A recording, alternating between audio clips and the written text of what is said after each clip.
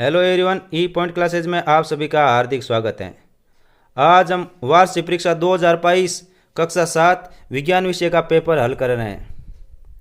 बच्चों, जो हमारा ई पॉइंट क्लासेज चैनल है, इस पर हम लगातार कक्षा 5 से लेकर 10 तक के गणित और विज्ञान से संबंधित जितने भी महत्वपूर्ण प्रश्न पेपर हैं और मॉडल पेपर्स हैं, उनको लगातार अपलोड करते जा रहे हैं। आप इस चैनल को सब्सक्राइब कर दीजिए तथा बेल आइकन दबाकर नोटिफिकेशन ऑन कीजिए, ताकि जब भी नया प्रश्न पेपर या किसी प्रकार का अन्य महत्वपूर्ण वीडियो अपलोड किया जाए, आप तक पहुंच सकें। अब हम बिना किसी देरी के शुरुआत करते हैं प्रश्न नंबर 1 से। पहला प्रश्न है, कीटों को पकड़कर अपना आहार बनाने वाले पादप का नाम। तो कीटों को पकड़कर अपना आहार बनाने वाले पादप का नाम है घटपर्णी। घटपर्णी, इसका उत्तर होगा सी। प्रश्न नंबर 2, मानव शरीर की सबसे बड़ी ग्रंथि। मानव शरीर की सबसे बड़ी ग्रंथि यकृत। ये ए, इसका उत्तर होगा ए। प्रश्न नंबर 3, निम्नलिखित में से किस से ऊन प्राप्त नहीं होती है। ये 4 ऑप्शन दिए गए, इनमें से किस से ऊन प्राप्त नहीं होती है। जो अफ्रीकन बकरी होती है उससे ऊन प्राप्त होती है, याक से प्राप्त होती है और ऊंट से ऊन प्राप्त होती है, लेकिन घने बालों वाला कुत्ता इससे ऊन प्राप्त नहीं होती है। इसका उत्तर होगा डी। नेक्स्ट प्रश्न है, चाल का मूल मात्रक है। चाल का मूल मात्रक है मीटर पर सेकंड। इसका उत्तर होगा डी। मानव शरीर का सामान्य तापमान होता है। मानव शरीर का सामान्य तापमान 37 डिग्री सेल्सियस होता है। इसका उत्तर होगा बी। नेक्स्ट प्रश्न है, मोम का पिघलना किस प्रकार का परिवर्तन है। मोम का पिघलना यहाँ भौतिक परिवर्तन है। अगर मोमबत्ती का जलना होता, यहाँ पे मोमबत्ती का जलना, तो उसमें भौतिक और रासायनिक दोनों परिवर्तन ए तथा बी होता, लेकिन यहाँ पे है मोम का पिघलना। केवल मोम का पिघलना भौतिक परिवर्तन होता है। मोम पिघल कर मोम ही रहती है, लेकिन अगर मोमबत्ती जलती तो उसमें भौतिक और रासायनिक दोनों परिवर्तन होते। नेक्स्ट प्रश्न है, निम्नलिखित में से किस स्थान पर चक्रवात आने की संभावना नहीं होती है। चक्रवात आने की संभावना बहुत कम होती है या नहीं होती है। तो जो समुद्र तटीय क्षेत्र हैं, उनके अलावा जो समुद्र तटीय क्षेत्र में नहीं है, उसमें कम संभावना होती है। तो ये सारे चेन्नई, मंगलुरु और पुरी, ये समुद्र तटीय क्षेत्र या समुद्र के नज़दीकी क्षेत्र हैं, लेकिन अमृतसर ये समुद्र से बहुत दूर है। तो ये क्या होगा, सी होगा। यहाँ चक्रवात आने की संभावना नहीं होती है। नेक्स्ट है, सूर्य के प्रकाश में कितने वर्ण होते हैं। सूर्य के प्रकाश में कितने वर्ण होते हैं। 7 वर्ण होते हैं। सूर्य के प्रकाश में 7 वर्ण होते हैं। इसका उत्तर होगा बी। अगला प्रश्न है, विद्युत धारा के चुंबकीय प्रभाव को सत्यापित किया था। विद्युत धारा का चुंबकीय प्रभाव को सत्यापित किया था हैंस क्रिश्चियन ओस्ट्रेड। इसका उत्तर होगा डी। नेक्स्ट है, पादप का जनन भाग होता है। पादप का जनन भाग होगा पुष्प। इसका उत्तर होगा डी। नेक्स्ट प्रश्न है, सही शब्द का चयन करते हुए रिक्त स्थानों की पूर्ति कीजिए। जो आगे ये रिक्त स्थान दिए गए हैं, इनकी पूर्ति करनी है। जो ये यहाँ पे दे रखे हैं शब्द, इन शब्दों का चयन करते हुए इन रिक्त स्थानों को पूर्ति करना है। धूम्रपान हमारे को क्षति पहुंचाता है, इससे कैंसर भी हो सकता है। तो इसके अंदर देखो, धूम्रपान से ये क्या होता है, फेफड़ों।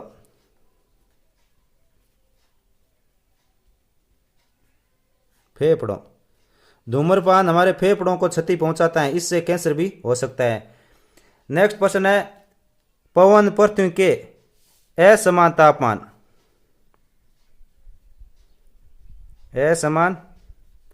तापमान के कारण उत्पन्न होती है। नेक्स्ट है, दीर्घ अवधि के मौसम का औसत क्या होता है, जलवायु।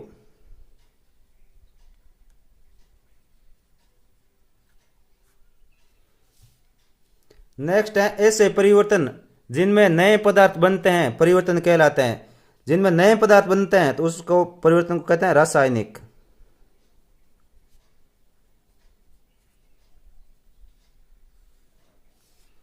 नेक्स्ट क्वेश्चन है, सभी प्रोटीन जो कि हमारी कोशिकाओं के भाग होते हैं के बने होते हैं? अमीनो अम्लों के बने होते हैं।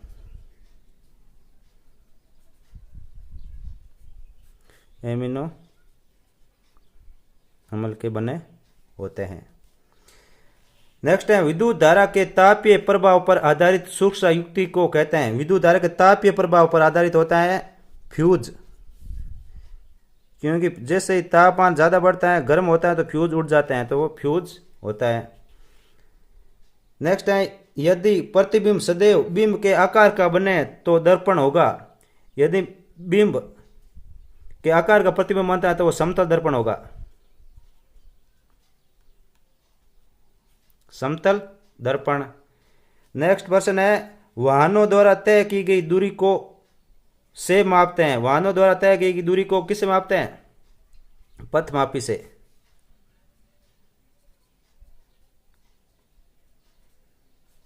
पथमापी से मापते हैं। नेक्स्ट है, घास खाने वाले जंतु। घास खाने वाले जंतु कहलाते हैं। घास खाने वाले जंतु रोमथी कहलाते हैं। रोमन्थी। नेक्स्ट है, ताप को डिग्री में मापते हैं। ताप को डिग्री सेल्सियस में मापते हैं।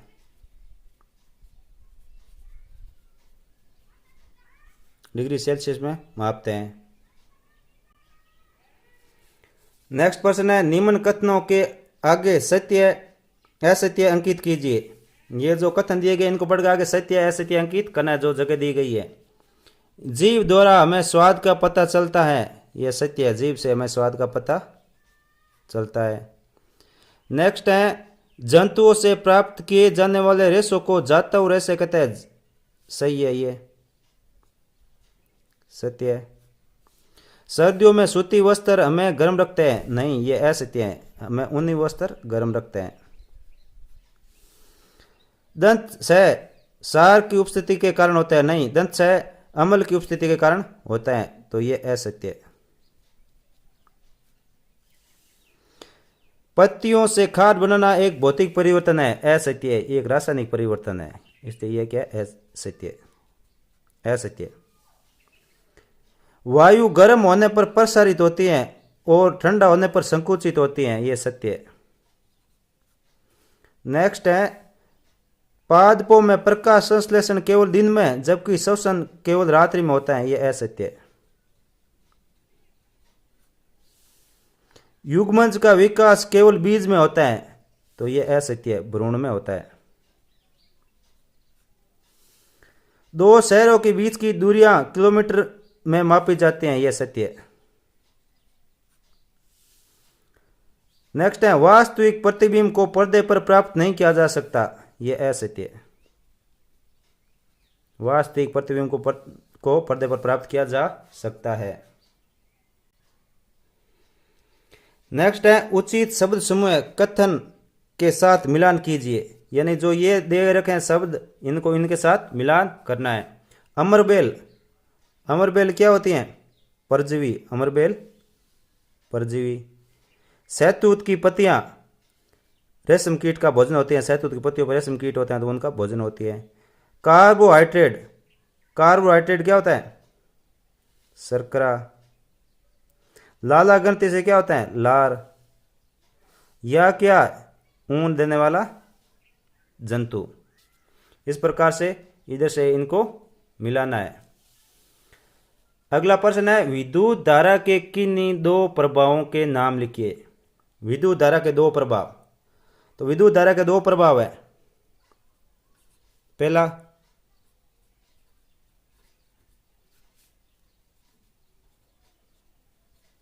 तापीय प्रभाव। विद्युत धारा तापीय प्रभाव। और सेकंड है विद्युत धारा का चुंबकीय प्रभाव।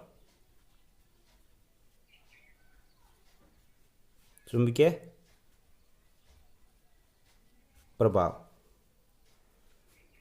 नेक्स्ट प्रश्न है, अंग्रेजी भाषा के वर्णमाला के उन अक्षरों को लिखिए जिनके समतल दर्पण में बने प्रतिबिंब बिल्कुल उन्हीं अक्षरों के जैसे लगते हो।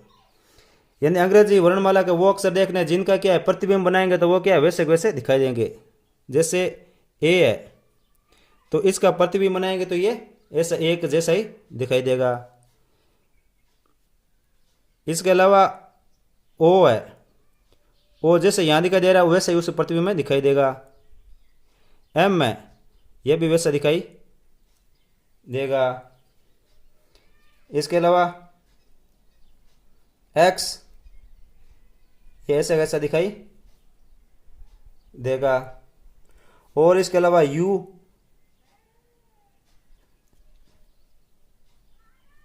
डब्लू, ये कुछ ऐसे हैं जैसे वी, आई, इनको देखोगे तो वो प्रतिबिंब उनका जो दर्पण में दिखाई देंगे वो ऐसे ही दिखाई देगा। उसके अंदर वी है तो उधर वी दिखाई देगा। ए है तो ए जैसा इसका प्रतिबिंब करोगे इसके ऊपर तो ये दिखाई देगा। ओ का ओ दिखाई, एम का एम, एक्स का एक्स, ए का। लेकिन अगर मान लो जैसे बी है तो प्रतिबिंब में क्या होगा, प्रतिबिंब तो उल्टा दिखाई देगा ऐसे, तो ये उल्टा हो गया तो ये उल्टा दिखाई देगा। लेकिन बाकी ये क्या है, ये जैसे है वैसे दिखाई देंगे। नेक्स्ट है प्रागण किसे कहते हैं। प्रागण, प्रागण होता है किसी पुष्प के प्राकोश से, किसी पुष्प का प्राकोश होता है उसका क्या है पुष्प के वर्तिकाग्र तक प्राकणों को स्थानांतरित करने का प्रक्रम क्या कहलाता है, प्रागण कहलाता है। इसको लिख दो, किसी पुष्प के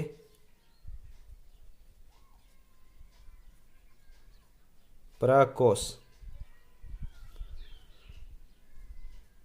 से उसी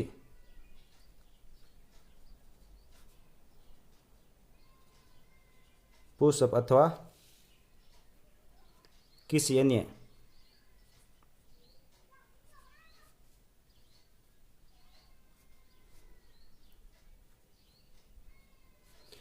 पुष्प के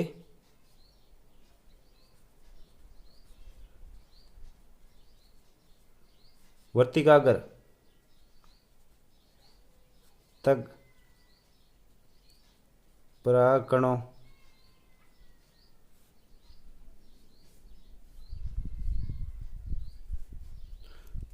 के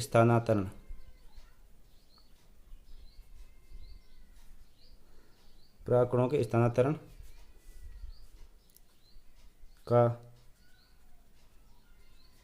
प्रक्रम प्रागण कहलाता है।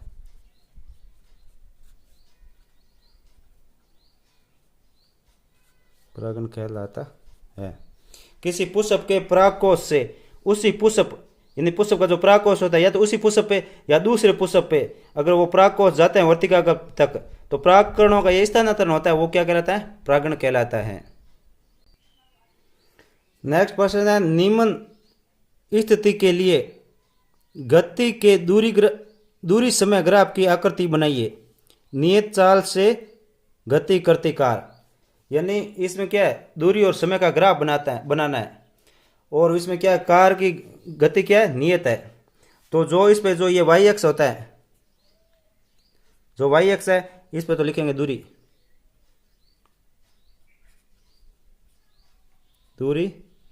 किलोमीटर में, और जो एक्स एक्स है ये इस पे लिखेंगे समय किस में लिखेंगे, मिनट में। तो जो वाहन चलेगा उसका जो नियत चाल से चलती कार का जो दूरी समय ग्राफ होगा वो हमेशा स्ट्रेट आएगा, एकदम इसमें बीच में से आएगा, एकदम बीच में 45 डिग्री कोण बनाता हुआ।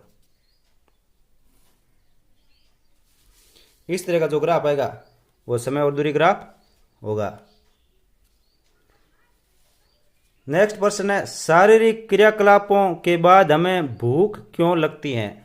शारीरिक क्रियाकलाप करते हैं उसके बाद हमें भूख क्यों लगती है। शारीरिक क्रियाकलापों के बाद हमें अतिरिक्त ऊर्जा की आवश्यकता होती है इसलिए भूख लगती है। शारीरिक क्रियाकलापों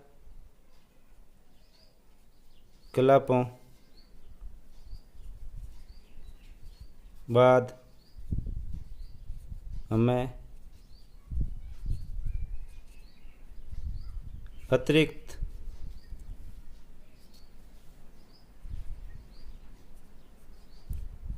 ऊर्जा की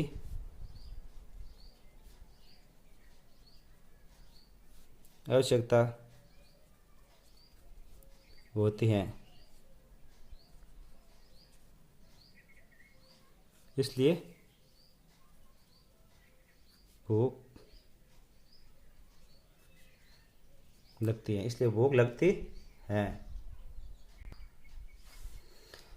नेक्स्ट क्वेश्चन है, मौसम और जलवायु में से किस में तेजी से परिवर्तन होता है? मौसम और जलवायु में से मौसम में तेजी से परिवर्तन होता है। मौसम में तेजी से परिवर्तन होता है। क्यों? क्योंकि मौसम क्या है? ये प्रतिदिन की जो वायु जो क्योंकि मौसम प्रतिदिन होने वाले परिवर्तन है। मौसम प्रतिदिन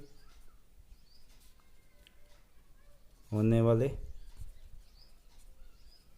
परिवर्तन है। नेक्स्ट प्रश्न है, ऊष्मा चालक तथा ऊष्मा रोधी प्रत्येक के दो दो उदाहरण दीजिए। ऊष्मा के जो चालक पदार्थ है उनका और ऊष्मा के जो रोधी पदार्थ है उनका दो दो उदाहरण देना है। तो ऊष्मा चालक में आयरन, कॉपर,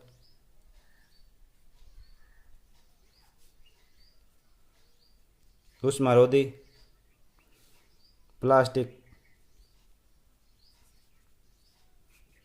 लकड़ी। नेक्स्ट प्रश्न है, निम्न शब्दों के अर्थ लिखिए। ये दो शब्द दे रखे, ऊन कटाई और दूसरा है रेशम कीट पालन। इसका इन शब्दों की परिभाषा लिखनी है, इनका अर्थ लिखना है।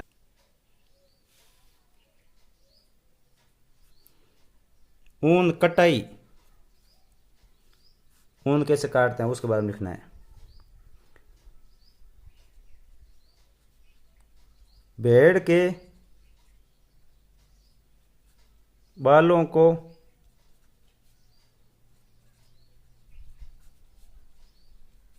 त्वचा की पतली परत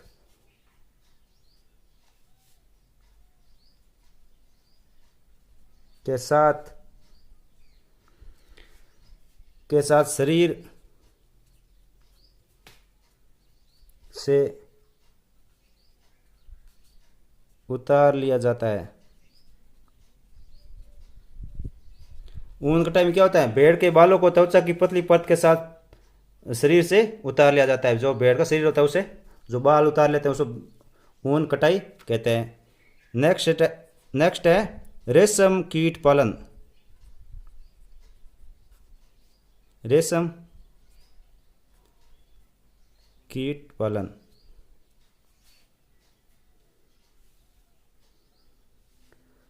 रेशम कीट पालन होता है रेशम प्राप्त करने के लिए रेशम के कीटों को पालना। रेशम प्राप्त करने के लिए रेशम के कीटों को पालना रेशम कीट पालन कहलाता है। नेक्स्ट प्रश्न है भोजन के अवयव। भोजन के अवयव का नाम लिखना है। तो भोजन के अवयव हो गए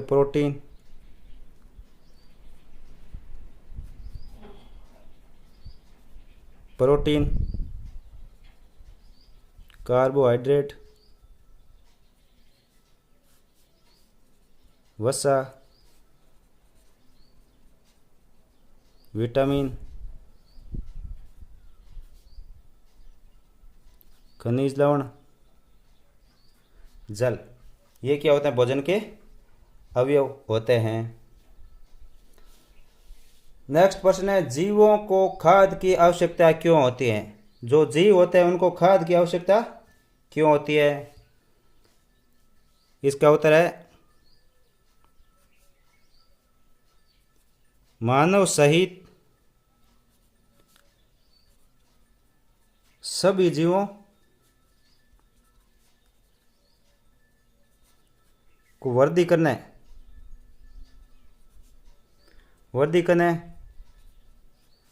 शरीर को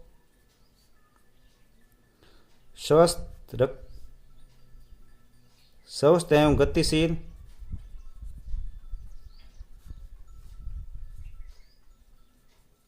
बनाए रखने के लिए भोजन की आवश्यकता होती है। भोजन या खाद की आवश्यकता होती है। मानव सहित सभी जीवों को वृद्धि करने, शरीर को स्वस्थ एवं गतिशील बनाए रखने के लिए भोजन या खाद की आवश्यकता होती है। नेक्स्ट प्रश्न है, यदि आपके गांव अथवा शहर में चक्रवात आ जाए तो आप अपने पड़ोसियों की सहायता कैसे करेंगे? चक्रवात आ जाए तो अपने पड़ोसियों की सहायता कैसे करेंगे? प्रत्येक को आने वाले उस खतरे से आगाह करके जो कि मौसम विभाग द्वारा प्रसारित किए जाते हैं। पहला, प्रत्येक को आने वाले उस खतरे से आगाह करके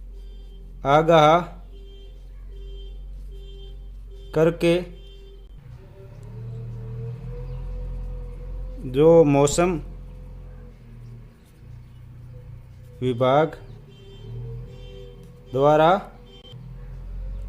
प्रसारित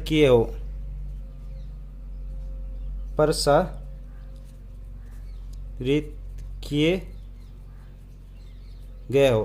प्रत्येक को आने वाले उस खतरे से आगाह करके जो कि मौसम विभाग द्वारा प्रसारित किए गए हो।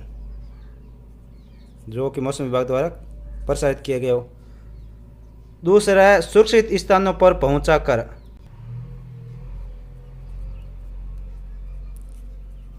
सुरक्षित स्थानों पर पहुंचाकर।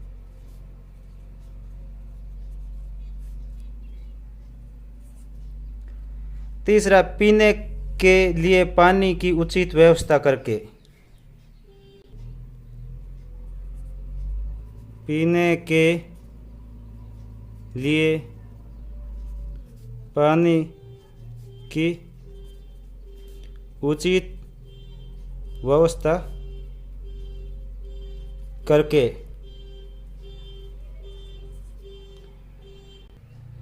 चौथा है, खाने के लिए भोजन की व्यवस्था करके। खाने के लिए भोजन की उचित व्यवस्था करके। इस प्रकार से हम उनकी सहायता कर सकते हैं।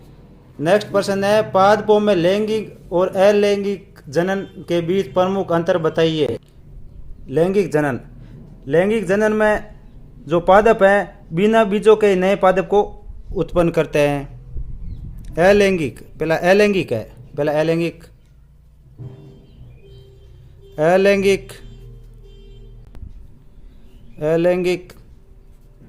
जनन में पादप बिना बीजों के ही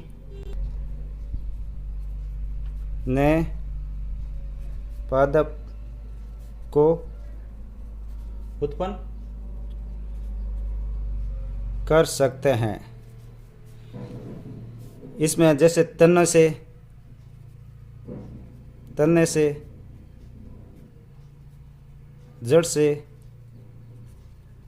पत्तियों से लिए क्या है, पादप उत्पन्न हो जाते हैं। नेक्स्ट है अलैंगिक जनन।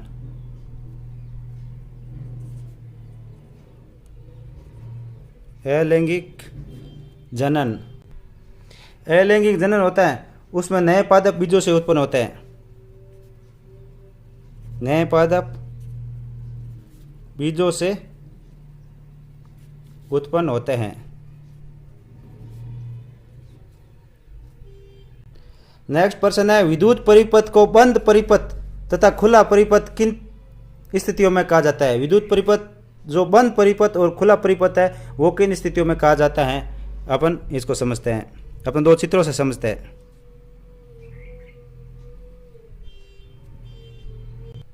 जैसे ये सेल है, इसके बीच में एक बल्ब लगा हुआ है लट्टू, और आगे ये बटन से होकर जाता है और इधर से ये आ रहा है। यहाँ वो स्विच लगा हुआ है। अब ये स्विच यहाँ ऑन नहीं है, ये इसके यहाँ टच होने पर क्या ऑन हो जाता है और ये लट्टू जलने लग जाता, तो ये खुला परिपथ है। इस प्रकार से बंद परिपथ में क्या होगा?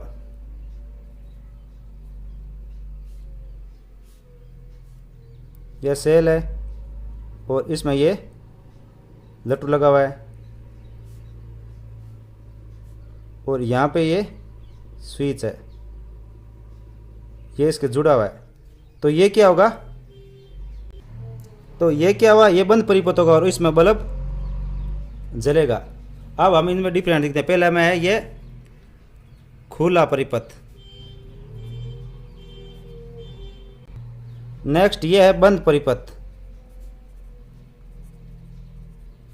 ये खुला परिपथ और ये बंद परिपथ। अब इसमें पहले हम लिखते हैं बंद परिपथ में। बंद परिपथ की स्थिति में विद्युत धारा प्रवाहित होती है और खुला परिपथ में विद्युत धारा प्रवाहित नहीं होती है। तो खुला परिपथ में क्या होगा?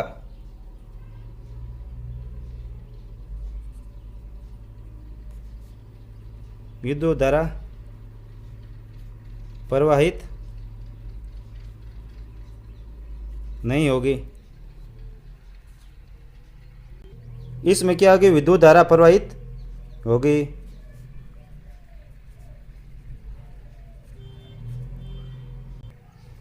विद्युत धारा प्रवाहित होगी। इसमें क्या होगा? बल्ब नहीं जलेगा और इसमें क्या होगा? बल्ब जलेगा।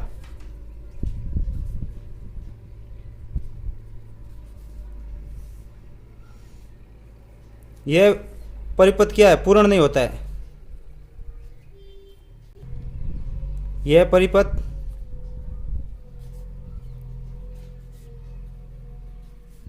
पूर्ण नहीं होता।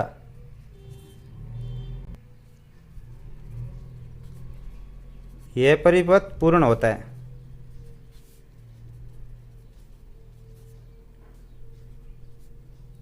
यह परिपथ क्या होगा? पूर्ण होगा और ये पूर्ण नहीं होगा क्योंकि ये पूरा जुड़ा हुआ नहीं है और ये पूर्ण है। इसमें विद्युत धारा प्रवाहित हो रहा है, इसमें विद्युत धारा प्रवाहित नहीं हो रही है। इसके अंदर ये बल्ब जल नहीं रहा है क्योंकि परिपथ खुला है और ये इसमें परिपथ में बल्ब जल रहा है क्योंकि ये बंद परिपथ है। इसमें विद्युत धारा प्रवाहित हो रही है इसलिए यह जल रहा है। इस प्रकार से साथियों हमने कक्षा 7 विज्ञान का वार्षिक परीक्षा का पेपर हल किया है। इसी प्रकार से अन्य महत्वपूर्ण प्रश्न पेपरों को प्राप्त करने के लिए आप लगातार हमारे साथ बने रहिए। आपको समय समय पर इस चैनल के माध्यम से विभिन्न विषय जैसे गणित और विज्ञान के वार्षिक परीक्षा के पेपर अपलोड किए जाएंगे। तो आप लगातार हमारे साथ जुड़े रहें तथा उन प्रश्न पेपरों तथा मॉडल पेपरों को अच्छी तरह से पढ़ें ताकि आप वार्षिक परीक्षा में अच्छे अंक प्राप्त कर सकें। और अभी तक आपने हमारे चैनल को सब्सक्राइब नहीं किया है तो सब्सक्राइब कर दीजिए तथा बेल आइकन दबाकर नोटिफिकेशन ऑन कीजिए ताकि जब भी नया वीडियो अपलोड किया जाए आप तक पहुंच सके। धन्यवाद।